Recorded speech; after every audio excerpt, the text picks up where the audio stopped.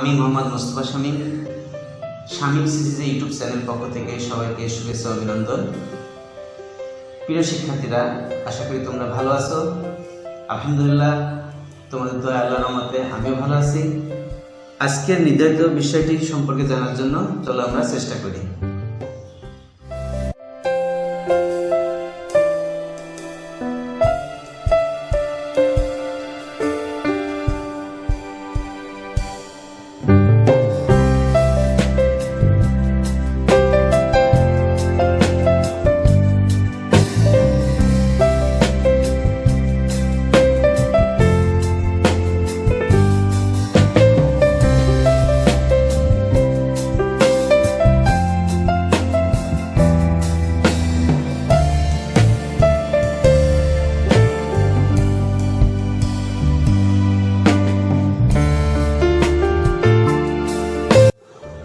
শিক্ষার্থী, আমরা এখানে কিছু ছবি লক্ষ্য করতে পারছি।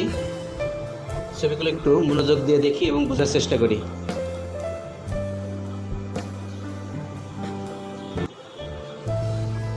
এখানে একটি ছবি কেবলের মাধ্যমে, আরেকটি ছবি আছে কেবলবিহীন। আমরা এখানে আরেকটা ছবি দেখতে পাচ্ছি যে এক জায়গা থেকে আরেক জায়গায় ওয়েব বা তরঙ্গের মাধ্যমে ডাটা ট্রান্সফার আছে। আমরা আর একটা ছবি দেখতে পাচ্ছি এক স্থান থেকে আরেক স্থানে data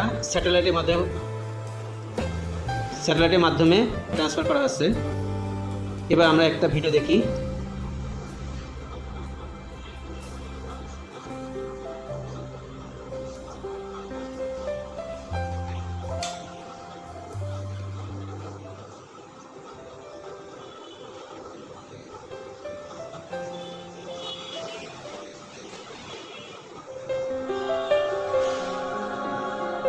In 1945, the science fiction writer Arthur C. Clarke first explored the idea that satellites could be used for broadcasting.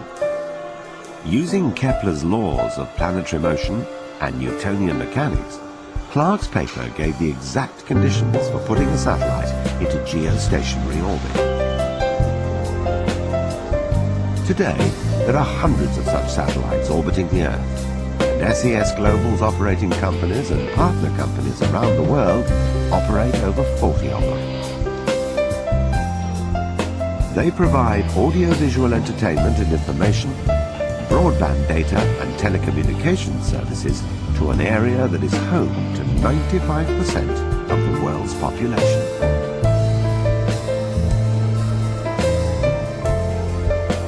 So how does the geostationary orbit work?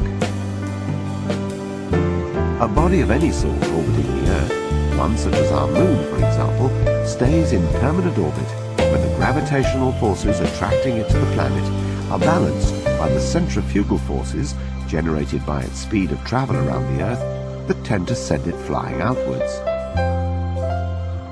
The speed at which a satellite needs to travel for these forces to be in balance depends on its distance from the planet.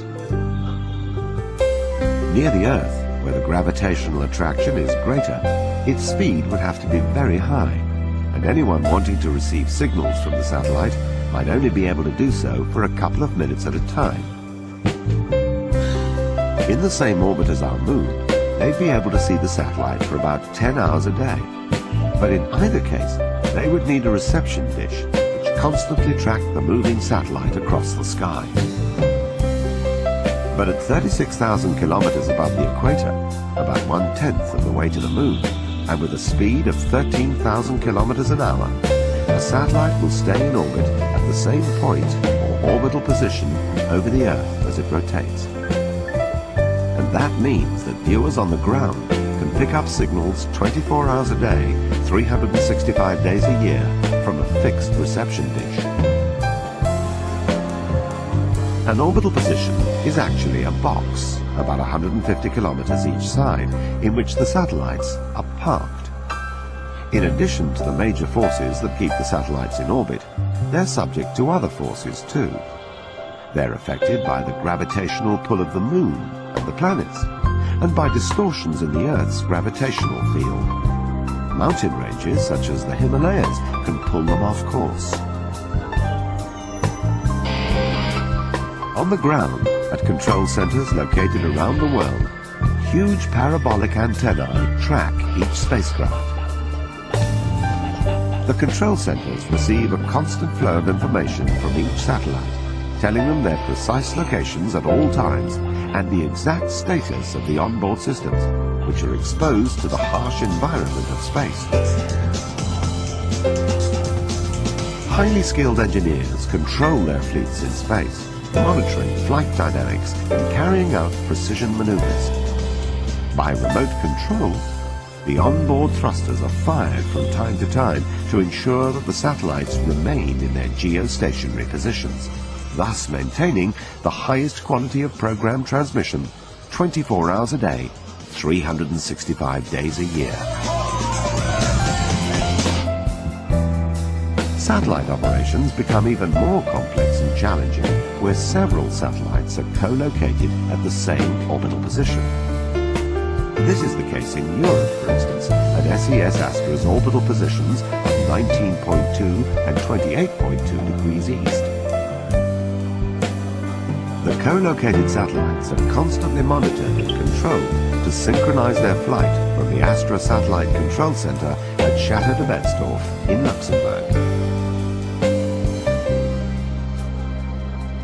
Co-locating satellites means that Astra can supply many more channels and services from an orbital position than could ever be carried on a single satellite. It also means that the system has built-in backup and reserve capacity should one satellite or part of a satellite fail. The lifetime of a satellite in space is mainly determined by the amount of fuel it carries for these station-keeping maneuvers. And the SES global companies around the world have an outstanding track record of successful satellite management. Through careful planning and efficient use of that fuel, the engineers maximize the lifetime of our satellites, while at the same time guaranteeing an unrivaled 99.99% network availability for our clients.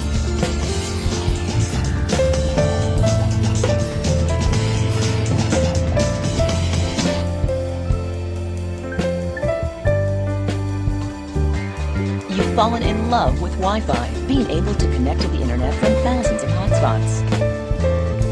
But what if you could connect more often in more places without being restricted to hotspots? Built for the future, meet WiMAX broadband on the go from select service providers. WiMAX will be able to completely transform your mobile internet lifestyle, enabling you to connect in ways you only dreamed about. Like looking up the nearest bookstore or getting restaurant directions while riding in a car. Engaging in an epic multiplayer 3D battle during your lunch break. Downloading and enjoying movies while at the park. You'll also be able to connect to WiMAX at home using your select broadband service. WiMAX is a wide area network technology. From WiMAX towers, a service provider can enable access over many miles. No more searching for hotspots, just fast, reliable internet access anywhere within coverage areas from a single wireless provider. How can you get it? Major wireless service providers are already planning to roll out WiMAX, and Intel is helping set standards by building innovative silicon solutions so you can soon purchase notebook PCs to pocket-sized internet devices that support WiMAX connectivity. Get ready for the next generation mobile internet experience.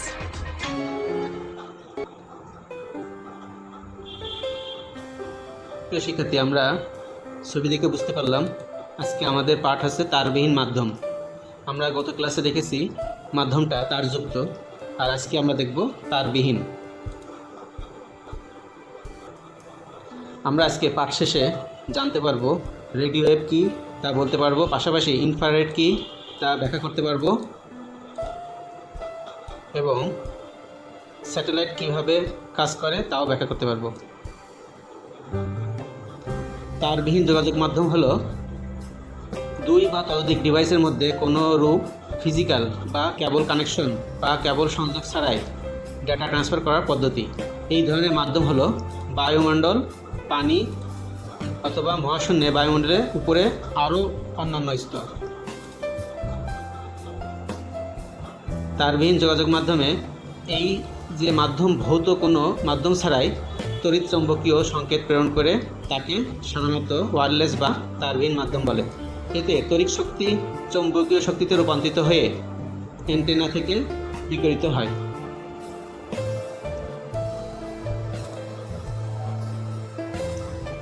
এই মাধ্যমে সংকেত খোলা জায়গা দিয়ে প্রেরিত হয় এবং এই রকম সংকেত গ্রহণ করতে সক্ষম যন্ত্র যার কাছে থাকবে সে তথ্য গ্রহণ করতে পারবে। এই সংকেতের তরঙ্গের প্রতি সেকেন্ডে স্পন্দন সংখ্যা হলো ফ্রিকোয়েন্সি। একে অনেক সময় আনগাইডেড মিডিয়া বলা হয়। তারবিহীন যোগাযোগ মাধ্যমে আমরা এখানে একটা ছবির মাধ্যমে বোঝানোর চেষ্টা করছি কিভাবে ফ্রিকোয়েন্সি ট্রান্সফার হয়। তারবিহীন মাধ্যম তিন ধরনের, যথা রেডিও ওয়েভ,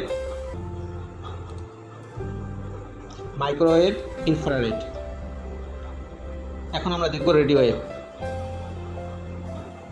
3 কিলোহার্টজ থেকে 300 কিলোহার্টজ রেঞ্জ মধ্যকার ইলেকট্রোম্যাগনেটিক স্পেকট্রামকে বলা হয় রেডিও ফ্রিকোয়েন্সি।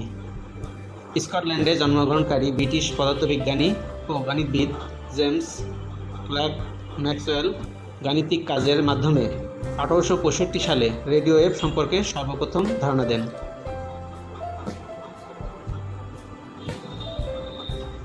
এই যোগাযোগ ব্যবস্থা সংকেত প্রেরণের গতিকে প্রায় 24 কিলোবিট সেকেন্ড।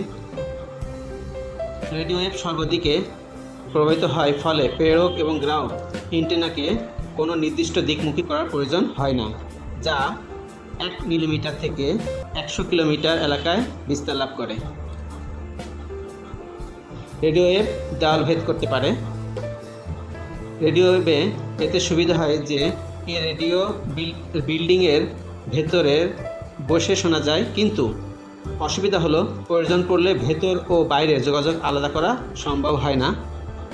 রেডিও ওয়েভ দুই ধরনের হয়ে থাকে, যথা নিয়ন্ত্রিত আর একটি অনিয়ন্ত্রিত। নিয়ন্ত্রিত রেডিও ওয়েভ সরকারের অনুমতি ছাড়া কেউ ব্যবহার করতে পারে না। আর অনিয়ন্ত্রিত রেডিও ওয়েভ অর্থাৎ অপরদিকে অনিয়ন্ত্রিত রেডিও ওয়েভ সরকারের নিয়ন্ত্রণ ছাড়াই যে কেউ ব্যবহার করতে পারে। রেডিও ওয়েভ সংকেত প্রেরক থেকে গ্রাহক পর্যন্ত কয়েকটি উপায়ে যায়। আমরা এখানে 3টি ছবি দেখাচ্ছি। গ্রাউন্ড প্রোপাগেশন, যেটি 2 মেগাহার্টজের নিচে, আরেকটি মাঝখানে যেটা ছবি আমরা দেখতে পাচ্ছি স্কাই প্রোপাগেশন, যেটা 2 থেকে 30 মেগাহার্টজের নিচে। তৃতীয় number line of sight propagation, যেটি 2 থেকে 30 মেগাহার্টজের নিচে।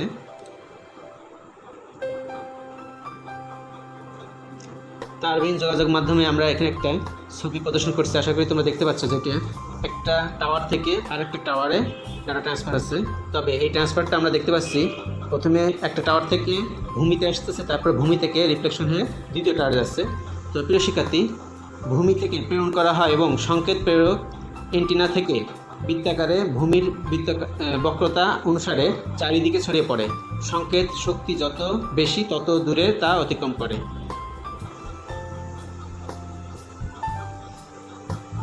এটাকে আমরা গ্রাউন্ড প্রোপাগেশন বলি। এবার আমরা একটা তারবিহীন যোগাযোগ মাধ্যমের আয়নোস্ফিয়ারের ছবি দেখতে পাচ্ছি, যেটি আমরা এক স্থান থেকে দূরবর্তী আরেকটা স্থানে যাচ্ছে, কিন্তু এটা উপরে স্যাটেলাইটের মাধ্যমে, যেটাকে বলছে আয়নোস্ফিয়ার। আকাশের দিকে প্রেরণ করা এবং আয়নোস্ফিয়ার থেকে বেতার তরঙ্গ প্রতিফলিত হয়ে তা ভূমিতে ফিরে আসে। এইভাবে অল্প শক্তি ব্যবহার করেও অনেক দূর পর্যন্ত বেতার সংকেত পাঠানো যায়। গ্রাউন্ড প্রোপাগেশনের ক্ষেত্রে আগে ভূমিতে আসে, ভূমি থেকে রিফ্লেকশন হয়। আর আয়নোস্ফিয়ারের ক্ষেত্রে স্যাটেলাইটে যায়, ভূমিতে না গিয়ে স্যাটেলাইটে যায়, স্যাটেলাইট থেকে ট্রান্সফার বা সেখান থেকে আবার প্রেরণ করা হয় অন্য জায়গায়। প্রিয় শিক্ষার্থী, আমরা আরেকটা দেখতে পাচ্ছি এখানে এক সেট ভিসেট থেকে আরেকটা ভিসেটে, অর্থাৎ এখানে কোনো স্যাটেলাইট বা কোনো গ্রাউন্ড ব্যবহার করা হয়নি। এটা হচ্ছে তৃতীয় বেতার তরঙ্গ দৃষ্টিরেখা লাইন অফ সাইটের মধ্যে সোজাসুজি প্রবেশ করে। তবে এটার ক্ষেত্রে মাঝখানে কোনো যদি বাধা বা কোনো ওয়াল বা কিছু থাকে সেই ক্ষেত্রে সমস্যা হয়।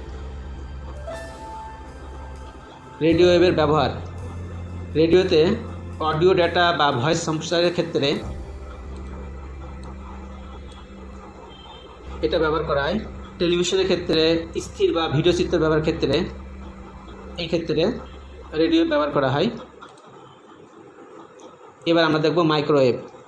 300 মেগাহার্টজ থেকে 300 গিগাহার্টজ ফ্রিকোয়েন্সিতে পাঠানো বিদ্যুৎ চৌম্বকীয় তরঙ্গের নাম মাইক্রোওয়েভ।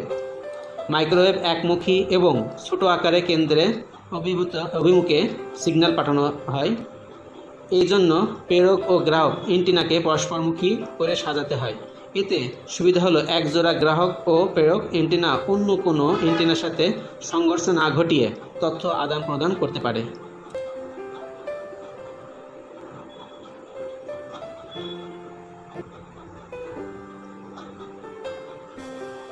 এই ফ্রিকোয়েন্সিতে তরঙ্গ দৈর্ঘ্য খুব ছোট হওয়ায় একে নাম দেওয়া হয়েছে মাইক্রোওয়েভ। মাইক্রো মানে ক্ষুদ্র। আমরা জানি মাইক্রো ক্রেডিট, বিভিন্ন ঋণ প্রতিষ্ঠান এনজিওরা তারা মাইক্রো ক্রেডিট অর্থাৎ ক্ষুদ্র ঋণ, এখানে মাইক্রো শব্দটা হচ্ছে ক্ষুদ্র। এর ফ্রিকোয়েন্সি রেডিও ফ্রিকোয়েন্সি থেকে অনেক বেশি হয়, পারফরমেন্স ও গতি বেশি পাওয়া যায়। মাইক্রোওয়েভ যোগাযোগের প্রধান অসুবিধা হচ্ছে ট্রান্সমিটার ও রিসিভারের মধ্যে কোনো বাধা থাকতে পারবে না, কারণ এই রূপ সংকেত বিল্ডিং বা কোনো বাধা ভেদ করতে পারে না। মাইক্রোওয়েভ পাঠানোর জন্য প্রেরক ও প্রাপক দৃষ্টি রেখার মধ্যে থাকতে হয়। প্রিয় শিক্ষার্থী, আমরা যখন বিশেষ করে মোবাইলের টাওয়ারের ক্ষেত্রে একটু খেয়াল করবে, বড় উঁচু বিল্ডিংয়ের উপরে টাওয়ারগুলো থাকে, কারণ নিচে থাকে না। কারণ নিচে থাকলে মাঝামাঝি কোনো যদি বড় বিল্ডিং পড়ে তাহলে কিন্তু ডাটা ট্রান্সমিট হয় না। এই জন্য আমাদের মোবাইলের ক্ষেত্রে টাওয়ারগুলো একটু উঁচু বিল্ডিংয়ের উপরে দেওয়া থাকে, অথবা গ্রামগঞ্জে যদি হয় তাহলে পাহাড় বা উঁচু জায়গা থাকে। তাহলে আমাদের মোবাইল বা টেকনোলজির ক্ষেত্রে মাইক্রোওয়েভটাই বেশি ইউজ করা হয়। মাইক্রোওয়েভের ব্যবহার দূরবর্তী স্থানের সাথে যোগাযোগের ক্ষেত্রে রাডার ইউজ করা হয় সাধারণত। এর মধ্যে দূরবর্তী কোনো বস্তুর ধারণ, অবস্থান, গতিবিধি শনাক্ত ও পর্যবেক্ষণ করা হয়। Automatic garage road opener microwave, এই মাইক্রোওয়েভের মাধ্যমে মাইক্রো ওভেনে খাবার গরম করা, যানবাহন কিংবা নৌযান চলাচলের গতিবিধি, এদের অবস্থান, যাত্রাপথ প্রভৃতি নির্ণয়ের ক্ষেত্রে, আবার বিমানের অবস্থান, কানেক্টিং ফ্লাইট, ট্রাফিক কন্ট্রোল প্রভৃতি যোগাযোগের ক্ষেত্রে এই মাইক্রোওয়েভের ব্যবহার হয়। এবার আমরা দেখব মাইক্রোওয়েভের প্রকারভেদ। মাইক্রোওয়েভ ট্রান্সমিশন দুই ধরনের হয়, একটা হচ্ছে ক টেরেস্ট্রিয়াল মাইক্রোওয়েভ, খ স্যাটেলাইট মাইক্রোওয়েভ। এবার আমরা দেখব টেরেস্ট্রিয়াল মাইক্রোওয়েভের। এই ধরনের প্রযুক্তিতে ভূপৃষ্ঠেই ট্রান্সমিটার ও রিসিভার বসানো হয়। ট্রান্সমিটার ও রিসিভার দৃষ্টিরেখার যোগাযোগ করে। কোনো বাধা না থাকলে 1 থেকে 50 মাইল পর্যন্ত ডাটা চলাচল করতে পারে। আমরা এখানে কিছু ছবি দেখতে পাচ্ছি। দেখো, এক এন্টিনা থেকে আরেক এন্টিনায় ডাটা ট্রান্সফার আছে। মাইক্রোওয়েভের দ্বিতীয় প্রযুক্তি যেটা স্যাটেলাইট। আমরা এবার স্যাটেলাইট সম্পর্কে দেখব। স্যাটেলাইট মাইক্রোওয়েভ, স্যাটেলাইট বা উপগ্রহ মহাকাশে থেকে পৃথিবীকে ঘিরে ঘুরতে থাকে। পৃথিবী মহাকাশন বলের কারণে এটা ঘোরে, তাই এটাকে মহাকাশে রাখার জন্য কোনো জ্বালানি বা শক্তি খরচ করতে হয় না। আমরা বাম পাশে ডান দিকে আমরা স্যাটেলাইটের ছবি দেখতে পাচ্ছি। আশা করি তোমরা এই ছবিগুলো আগেই দেখেছো বা জানো। এই স্যাটেলাইটে মাইক্রোওয়েভের ইলেকট্রনিক সার্কিটগুলো চলাচলের জন্য সোলার পাওয়ার ব্যবহৃত হয়। যেহেতু সেখানে জ্বালানি বা অন্য কোনো ফুয়েল বা তেল পাঠানো সম্ভব না, এই জন্য সেখানে সোলার প্যানেল বসানো হয়। আর এই সোলার প্যানেল থেকেই, সূর্যরশ্মি থেকেই স্যাটেলাইট বিদ্যুৎ বা পাওয়ার জ্বালানি সংগ্রহ করে। এই জন্য আমাদের এখানে ক্ষেত্রে জ্বালানি বা শক্তি খরচ করতে হয় না। মাইক্রোওয়েভের প্রকারভেদ। স্যাটেলাইট মাইক্রোওয়েভ পৃথিবী তার কক্ষে 24 ঘন্টা ঘুরে আসে। স্যাটেলাইটকেও যদি ঠিক 24 ঘন্টা একবার ঘুরিয়ে আনা যায় তাহলে পৃথিবী থেকে মনে হবে সেটা বুঝি আকাশে কোনো এক জায়গায় স্থির হয়ে আছে। এই ধরনের স্যাটেলাইটকে বলে জিও স্টেশনারি স্যাটেলাইট।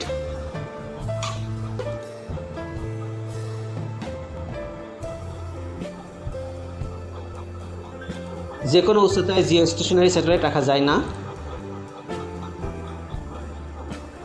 সাধারণত 36,000 কিলোমিটার এটা রাখার জন্য 36,000 কিলোমিটার উপরে একটা নির্দিষ্ট কক্ষপথে রাখতে হয়।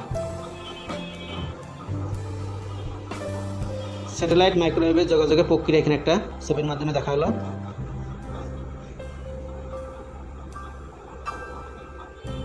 এবার আমরা জানব তার বিহীনের তৃতীয়তম মাধ্যম, যেটা ইনফ্রারেড। 1800 শতাব্দীতে উইলিয়াম মার্শেল ইনফ্রারেড তরঙ্গ আবিষ্কার করেন। ইনফ্রারেড হলো এক ধরনের ইলেকট্রোম্যাগনেটিক ওয়েভ যার ফ্রিকোয়েন্সি 300 গিগাহার্টজ হতে 400 টেরাহার্টজ পর্যন্ত। প্রিয় শিক্ষার্থী, এখানে একটু মনে রাখবো, আমরা আগে রেডিও ওয়েভ, মাইক্রোওয়েভ দেখেছি। মাইক্রোওয়েভের ভিতরে আবার আমরা টেরেস্ট্রিয়াল এবং স্যাটেলাইট দেখেছি। তো আগেরগুলোর ভিতরে যে ফ্রিকোয়েন্সি, যে ট্রান্সমিশন, যে হারটা, সেখানে কিন্তু মেগাহার্টজ গিগাহার্টজ পর্যন্ত ছিল। কিন্তু ইনফ্রারেডের ক্ষেত্রে একটু আমরা খেয়াল করবো, এখানে যার ফ্রিকোয়েন্সি 300 গিগাহার্টজ হতে 400 টেরাহার্টজ। প্রিয় শিক্ষার্থী, টেরাহার্টজ যদি উল্লেখ করা থাকে তাহলে আমরা কিন্তু অবশ্যই ইনফ্রারেড এখানে উল্লেখ করব। এখানে সাধারণত এমসিকিউর ক্ষেত্রে আসতে পারে যে টেরাহার্টজ রেঞ্জে, অথবা উদ্দীপকের খ এর প্রশ্নের ক্ষেত্রে, অনুধাবন প্রশ্ন আসানোর সময় যে ডাটা ট্রান্সফার টেরাহার্টজ রেঞ্জে হয়, তাহলে এই ক্ষেত্রে কিন্তু আমরা জ্ঞান অবশ্যই ইনফ্রারেড দেবো। আমরা এখানে অন্য কোনো দিতে পারবো না, কারণ আমরা জানি ইনফ্রারেড সবচেয়ে উচ্চ গতি সম্পন্ন টেরাহার্টজ রেঞ্জে।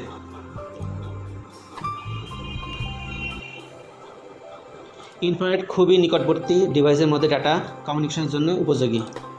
বিশেষ করে আমরা যে টেলিভিশনের জন্য যে রিমোট কন্ট্রোল ইউজ করি, এগুলো সব ইনফ্রারেড। এই প্রযুক্তিতে সিগন্যাল ট্রান্সমিট করার জন্য ইনফ্রারেড মানের আলো, LED, light equipment, light emitting diode বা আইএলডি, এই দুই ধরনের প্রযুক্তি ইউজ করা হয়। প্রিয় শিক্ষার্থী, এখানে এলইডি বা আইএলডি এর পূর্ণরূপটা এমসিকিউর ক্ষেত্রে গুরুত্বপূর্ণ। এলইডি হচ্ছে লাইট ইমিটিং ডায়োড, আর আইএলডি হচ্ছে ইন্টারজেকশন লেজার ডায়োড। রিসিভিং প্রান্তে ফটোডায়োড সিগন্যাল রিসিভ বা গ্রহণ করে থাকে। মাঝে কোনো বাধা না থাকলে এই ধরনের ট্রান্সমিশন সিগন্যাল সর্বোচ্চ 30 মিটার পর্যন্ত যেতে পারে।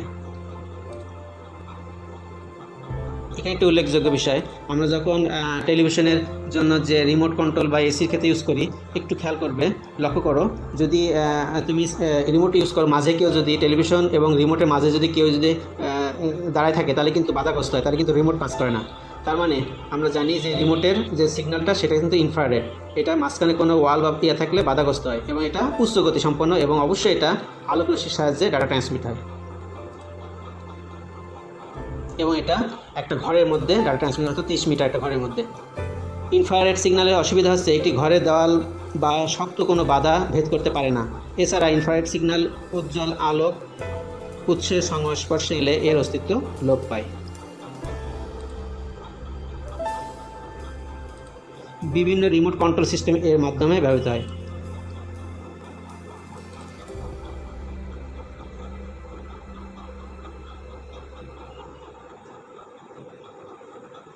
শিক্ষার্থী, এবার আমরা কিছু প্রশ্ন দেখি এবং নিজেরা উত্তর মেলানোর চেষ্টা করি।